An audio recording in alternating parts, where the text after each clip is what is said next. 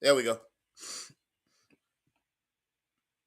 So as we begin to working through the process of becoming more covenant, of becoming more bonded in what we do, our conversation is different. For example, there's things that I can do, Fred may not be able to, and vice versa. But that's why we work so well together. There's some things that Megan can do that I can't do, and vice versa. There's some people Megan can reach that I can't reach. But the reality is, the more we work together, the more we're able to see things manifest quicker and more efficiently because we work together. So we're able to grow together.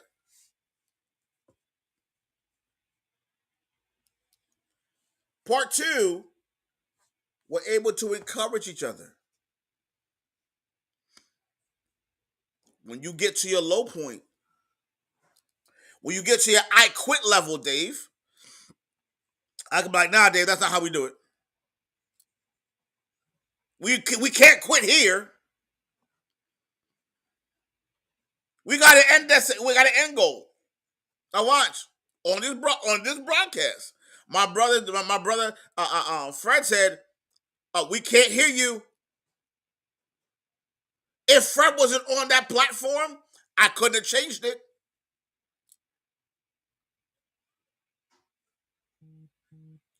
So him working in tandem with me makes it impossible for that platform to be able to hear it. What if he didn't care, just disconnected? Oh, I can't hear. I'm gonna disconnect. Eh, doesn't work that way. Part three. When we work in tandem, I'm able to now become accountable. One of the reasons why we choose not to work in tandem with people is because we don't want to become accountable. One of the reasons why we don't work well with people is because we don't want to become accountable, Dave. Because Dave knows if I got to chin check you, doc, you out of pocket. Wait a minute, hold up. That's not how we do things. That's not how we move.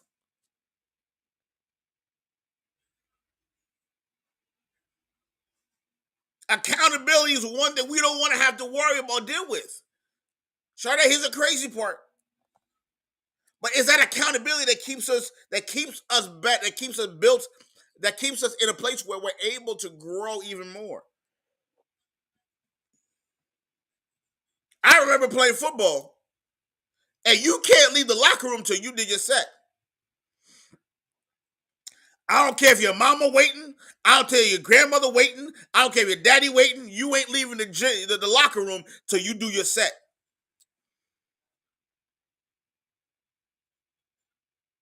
You dictate when we leave. And because of that, Fred, I had to get to the point where I had to dig deep. I had to work hard.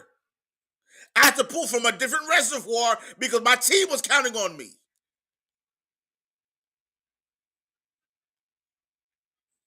I had to go to a different place in my brain, Sade, and dig a little bit deeper because my team was counting on me.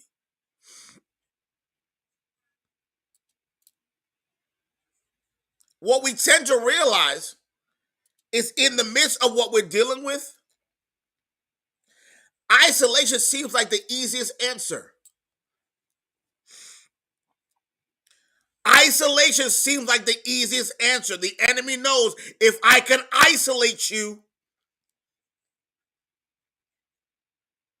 I got you. Which is why, if you notice, and please don't throw your phone. If you notice, one of the first things we do when we feel like we fed up with life, we stop talking to people.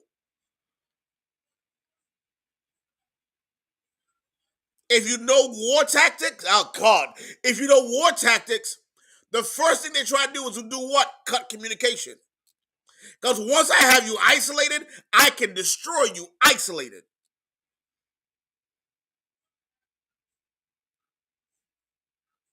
When you get into your feelings, you don't want to talk to nobody. You won't talk to no one. But the enemy knows when you don't talk to no one, I got you. I got you.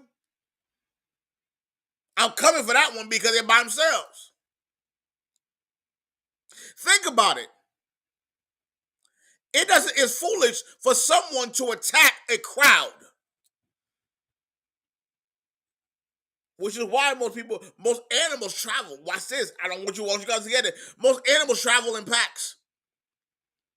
Very rarely do you see animals travel alone. They travel in packs. Why? Because when I get in trouble, the tribe is coming. When I'm in my situation, the tribe is coming. Stop trying to be in a situation where you're isolating yourself away from people. If my isolation is because of shame, is because of hurt, it's because of frustration, get back in line.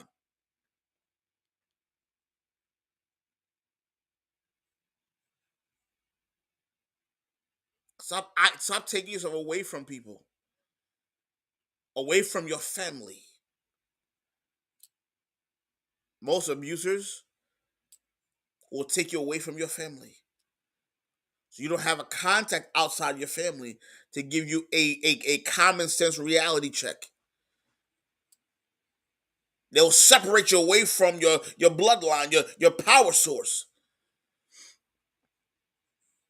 I used to work in I used to work in telecommunications.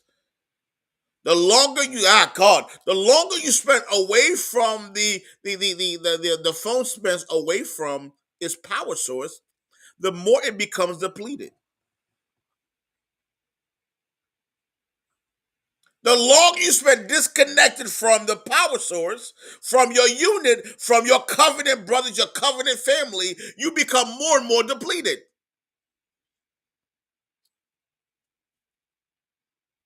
And that depleted part is slow. The enemy knows I'm just going to be patient. I'm going to wait. Because eventually they're going to be powerless. And I can manipulate whatever I want when they're powerless. I can cause havoc wherever I want when they're powerless.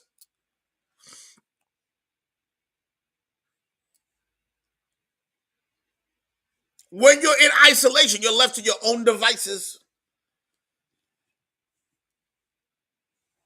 When you're left in isolation, you're left to thinking the way you want to think. And here's the crazy part about it, Dave. That's where the enemy has fun. The battlefield of the mind. But watch what happens. When I'm around the right people, if I'm speaking crazy, they're going to say, crap failure, that's not how we talk around here. When I'm around the crew, crap failure, that's not how we talk around here.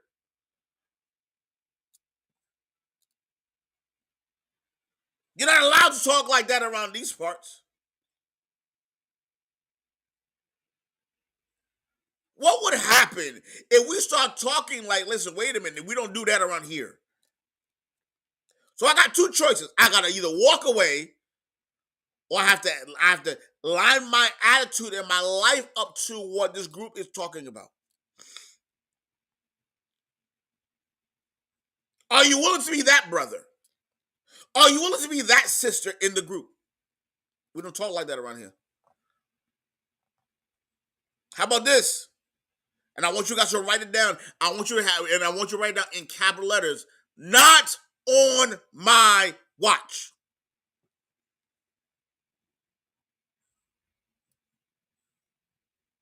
Those in my circle, you're not going down on my watch.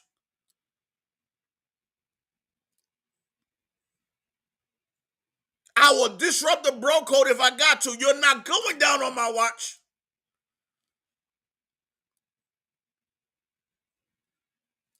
I can't be part of this group and watch you go down and be okay with you going down. Not on my watch.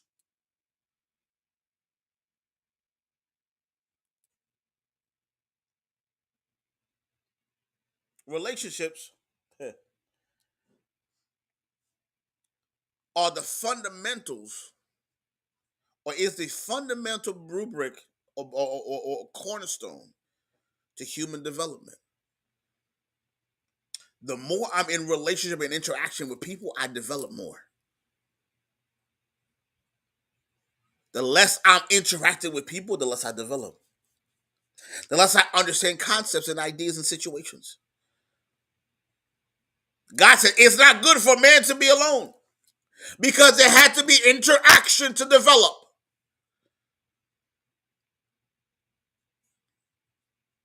Is it possible what's happening in your life is because you haven't been developed? You haven't been trained on how to move and do things differently? Is that the possibility? Let's look at your life. The areas that are lacking, is there a possibility that when you didn't have enough interaction in that particular area that your life didn't change?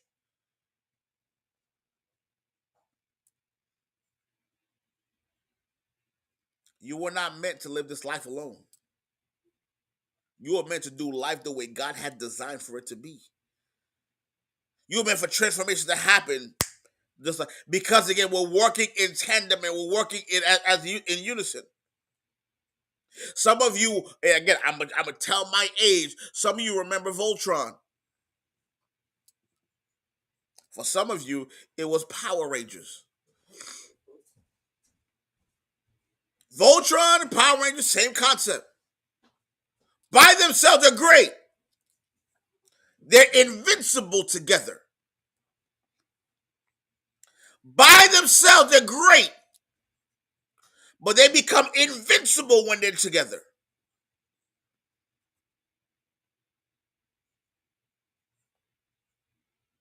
Can we become invincible as a group?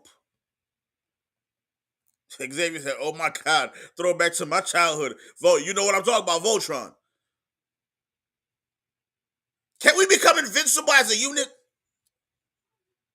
Can we stand flat footed and say, "Not on my watch"? I'm not letting you go down on my watch. It's not happening on my watch. I'm gonna make sure I'm gonna be the best part of this unit possible. One of the reasons why people used to hate Kobe Bryant, he wouldn't pass the ball. So Shaq goes to talk to Kobe Bryant and said, "Wait a minute, Doc, this is a team sport. You gotta pass the ball." He said, "No, I don't. Why am I the first man in the building and the last man to leave? What I train harder than anybody else on the court. You want me to pass the ball? Show me your dedication. You want me to pass the ball? Show me your heart. You want me to pass the ball? Show me that you deserve for me to pass the ball. Be part of the team. Don't duck out soon as practice is over. I'm the first man in the building, last man out. Be part of the team.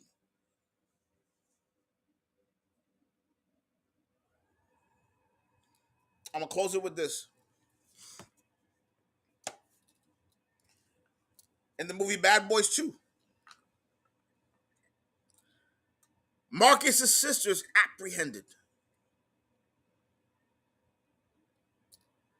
They got Marcus's sister. And Marcus said, "Listen, I'm going to go do this on my own. I'm not asking y'all to go with me. I'm going to go get my sister. If I'm going to die out, I'm going to die out on my own. But I'm going to go get my sister."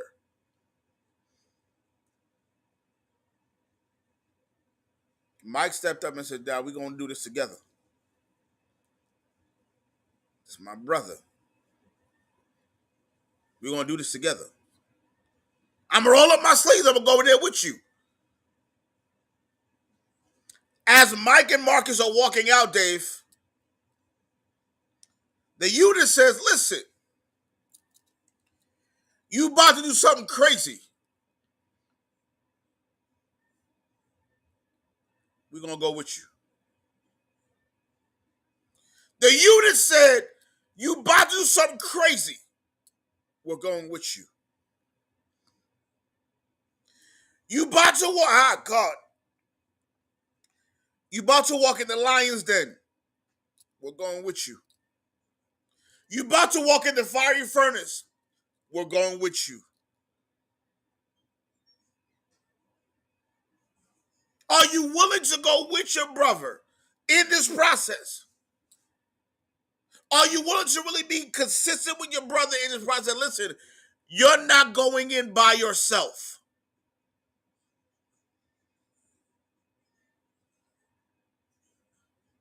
You're not walking in this fight by yourself. At my lowest, I wasn't fighting by myself because someone prayed for me. When they couldn't help, they prayed. When they couldn't pray, they helped.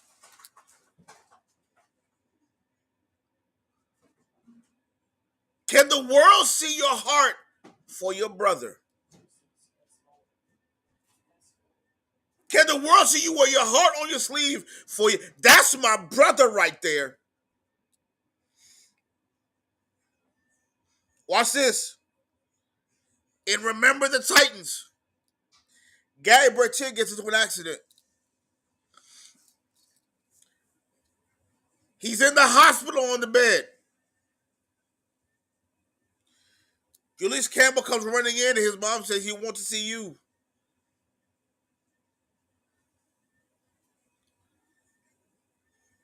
He walks in the room and the nurse says, only family allowed. Gary Bertier's white. Julius Campbell's black. He said, what's wrong, Alex? You can't see the resemblance? That's my brother right there. But in the beginning of the movie, they hated each other. That's my brother right there. Can the world see that's your brother right there? Can the world see that's your sister right there? Can they? Or are we going to live like animals and not love each other?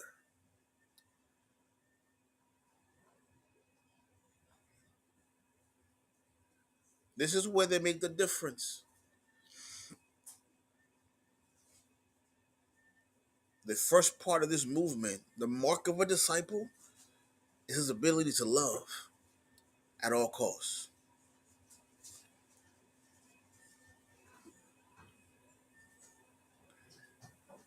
His ability to love. Her ability to love at all costs.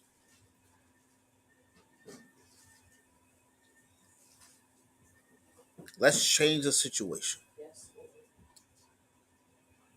As a disciple, let's change the situation.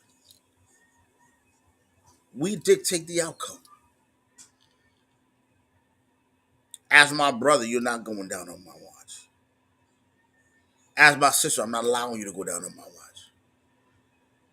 I got your back. I got your back.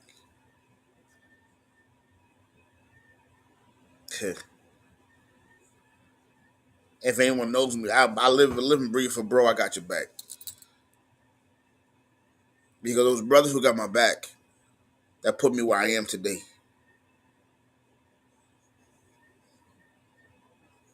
Are you willing to have their back? They can become annoying as all get out. I get it. Me and my brothers may fight like cat and dogs, but let something happen to them, I'm on the first thing smoking to Boston. Or let me find out.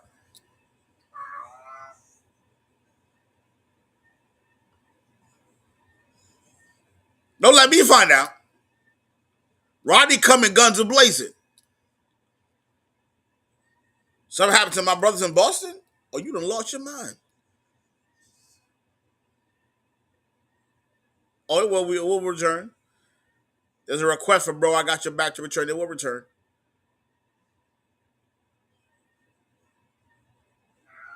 Let's make this the mark that makes us different. Dave's on the road. We praying for Dave. That he goes out and he comes back home safely. Traveling grace in everything that he does. He ain't driving a regular car. Cat just testify. He ain't driving a regular car. Well, he on the road. We praying. My bro got to make it there and back. He got me back. He got to make it back to my sister.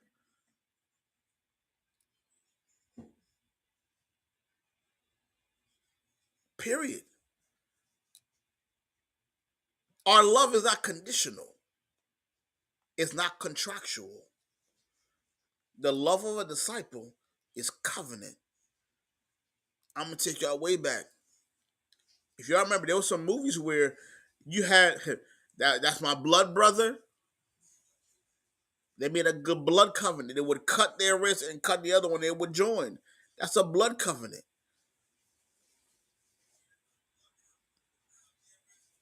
They bonded by blood.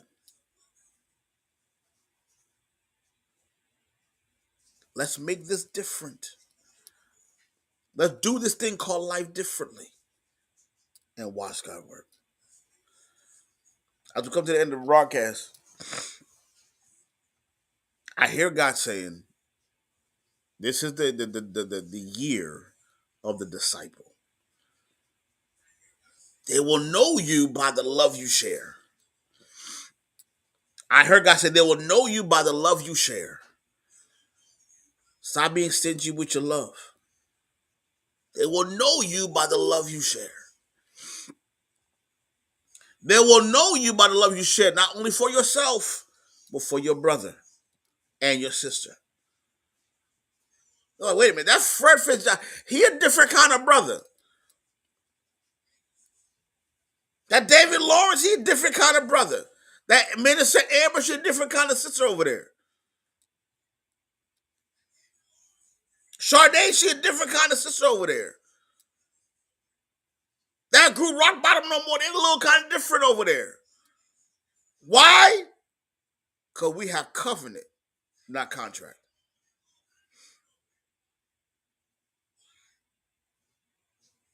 So I'm gonna put it out there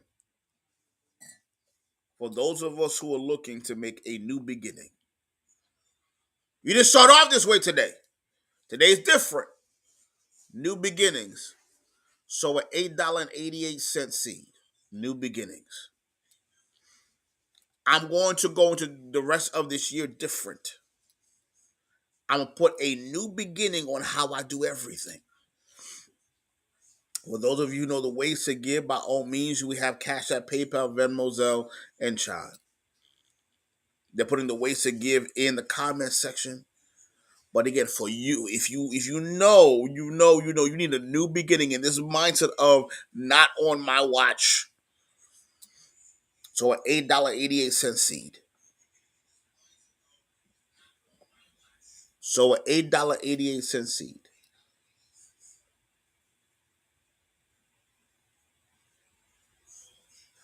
And for those of you who can't see it in the chat, if you go to my profile, you click on the boards link. The boards link will give you all my ways to give. And what I'm looking at now on TikTok, they're putting up the ways to give.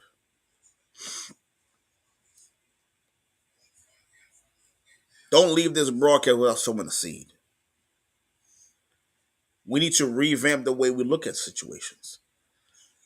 We need to readjust the way we look at situations. Why? Because we need to be able to see. They will know you are my disciples by the love that you share.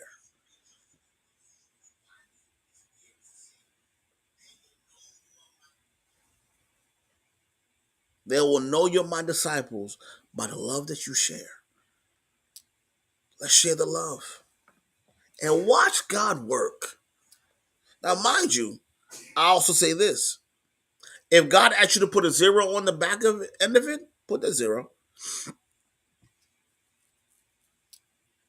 He doesn't put two zeros on the back of that, put that two zeros. Obey God in the process. It seems crazy. And there's most of you who here are able to do it. All I'm asking you to do is to obey God in the process.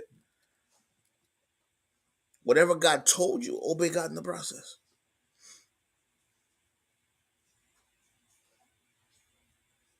Life will change. Life will change the moment you make the decision. I'm in covenant with my brother. I'm not letting my brother go. He's not falling on my watch. Again, to reiterate announcements, don't forget the Mastermind Gathering on Saturday at 2 o'clock. Don't forget the opportunity to be able to be in a space where we're able to get together on a workshop on March 23rd. Again, the workshop is only $20. We've wasted $20 on a bad meal. You can barely go to McDonald's now, Burger King, and not spend $20. Let's change the situation. It's the 27th, January 27th, at 2 p.m. Eastern Standard Time, the Mastermind Gathering.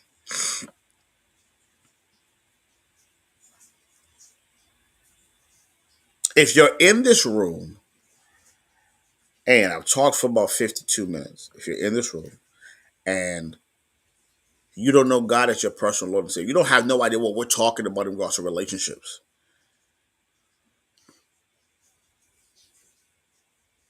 and you want to have this relationship with God that we're talking about, type save in the comments.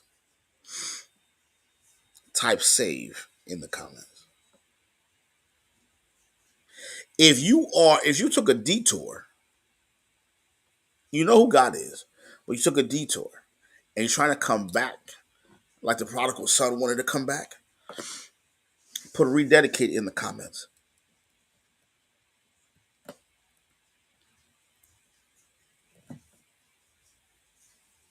We're either putting save or rededicate. Because what we're doing is we're rebranding what's called a disciple, a follower. We're taking it to a different level. And how do we do that? Is by spending time inside of what we do here in the mornings. Let's become disciples. Let's do this thing called discipleship the way it's supposed to be.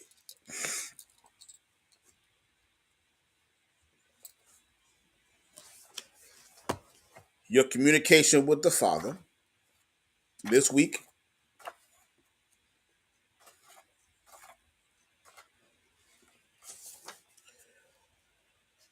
Today, your communication with the Father is going to be Galatians chapter 5. Galatians chapter 5.